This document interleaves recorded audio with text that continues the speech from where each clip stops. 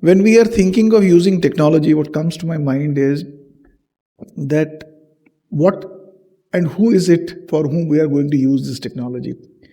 Are we going to use it or develop or design it for an employer of today or tomorrow? Are we going to use it or use it for the student who is going to be an employer? Are we going to use this technology for the society, the way the society is coming up in the coming days?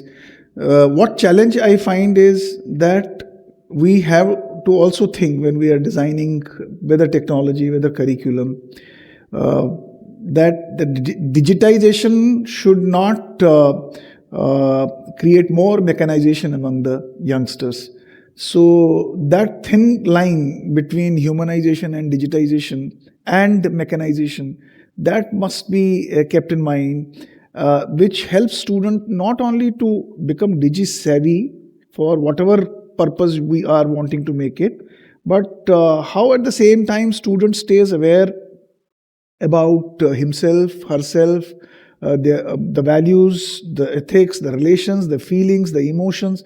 That part somewhere should not be separated from whatever we are doing. Second is digitization or Digi100 and what we have been discussing. We are in the larger ecosystem, we talk of innovation. I'm also feeling that there is a need to move from innovation to futuration. So innovation, why I say that? Because we use innovation for developing solutions, but the way we are changing and the kind of environment we are entering, there is a need that technology should help students or youngsters to not address the solution, but identify the directions on which side they have to go. The third important part is that the times are changing where formal learning may not be having that much of value, because between formal learning and the real life learning, the lines are blurring. And I am connected with many employers who no more want formal degrees or diplomas in that they are looking for. They are looking for during their interviews the experiences of the students, the actions or the projects or the activities that these students have done.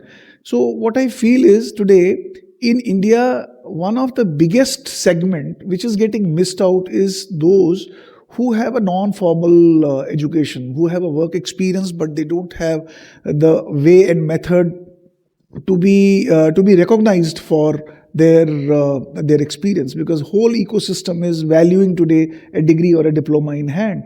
I'll give an example. For example, in higher education, when we calculate gross enrollment ratio, we calculate it on 18 to 23 years of age group. And if we go by the numbers, around 140 million would be the population for 18 to 23 years of age group. So let's see what's our gross enrollment ratio today. For example, let's say it's 30%. Means approximately 40 million are those who are into higher education. That means more than 100 million are not in higher education. But when you look at more data, when you a little bit deeper, you'll find out of that 100 million which is not in higher education, almost 50% of those are actually eligible to be in higher education by virtue of their basic qualifications required, but they are not in higher education, they have entered into the labor market.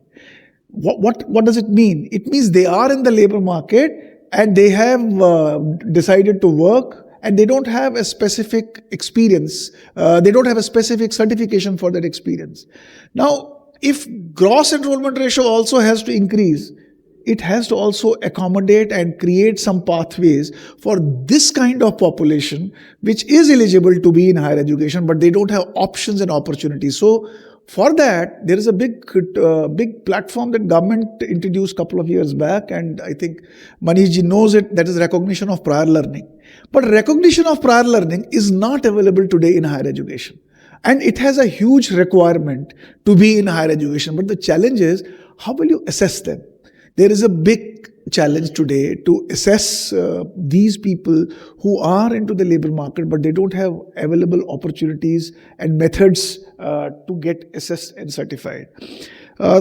So I think if we are using these technologies and helping these youngsters to move and not only get too much swayed by the formal education, but the non-formal education is seen how that can be integrated and how technology can help. In fact, Manishji was talking during our side discussion that they have developed a technology which is going to curate job descriptions, and then the tool, the AI engine that is working behind, will help to understand and map that job description with the tools and technologies that job may require to augment their learning or performance.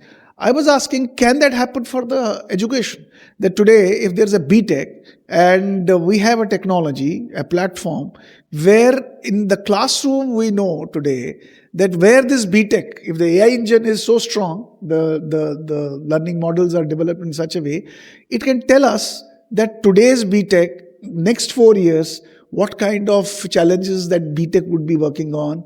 And based on that predictive modeling, the curriculum, the classroom, the lesson plan, everything is reworked by the teacher and through a click of the button.